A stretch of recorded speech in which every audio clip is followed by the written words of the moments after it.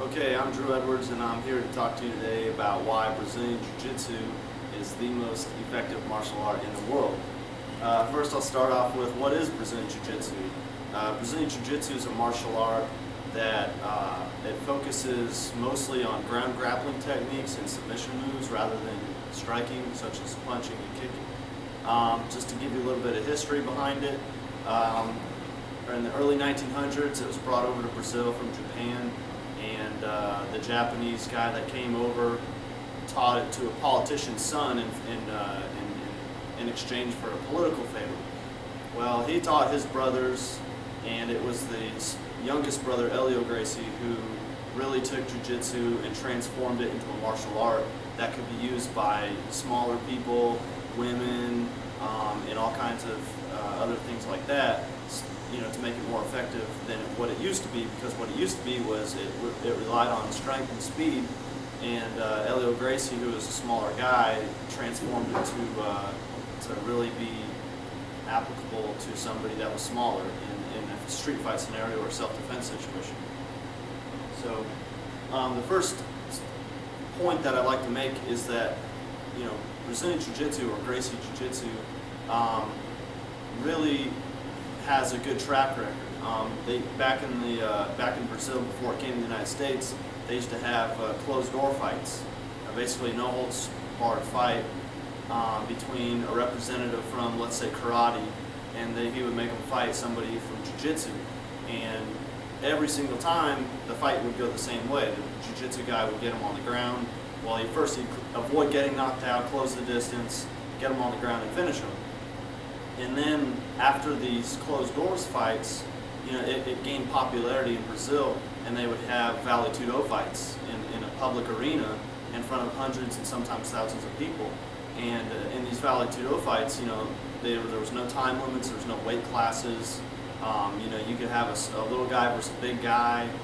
It was just anything goes, and that's what Vale Tudo means in Portuguese. So, they'd have Gracie representatives fight other martial arts, and they'd always win. Same thing as the closed door fights. And that's what actually led to the UFC.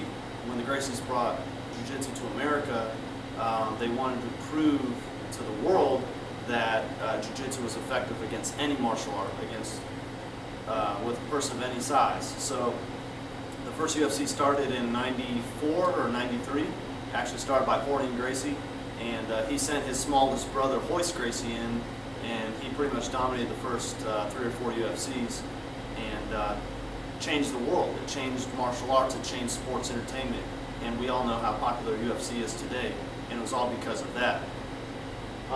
The second point I'd like to make is jiu-jitsu's effectiveness against the martial arts that emphasize striking.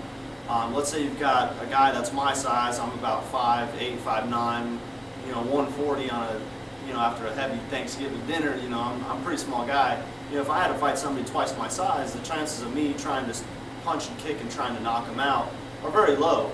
I have a much greater chance of avoid being knocked out, closing the distance, taking him down, and finishing him that way.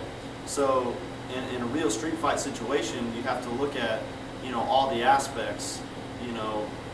A little guy's probably not going to knock out a bigger person if the bigger person knows what he's doing. And the theory with jiu-jitsu is that you're using your leverage, you're using your opponent's strength against them and to submit them, and you're trying to after their first initial trying to knock you out, the whole idea is they'll get tired, and then after they get tired, you can finish them with a choke or an arm lock or something like that. And lastly is the strategy. What's the strategy? In all these old closed doors match fights and the Vale Tudo fights, and even in the first UFCs, the formula or the recipe for success or the strategy was all the same. You get the jiu-jitsu guy, he would avoid being knocked out, he'd cover up, he'd throw a distraction kick, he'd close the distance, he'd clinch with the guy, take him down, and then throw a couple strikes, make the guy roll over, and choke him out. That's the basic recipe for Gracie Jiu-Jitsu. So that's the whole strategy behind Jiu-Jitsu and how it started. And to summarize this, I talked about Jiu-Jitsu's track record and the strategy versus striking arts. Thank you very much. I'm Drew Edwards.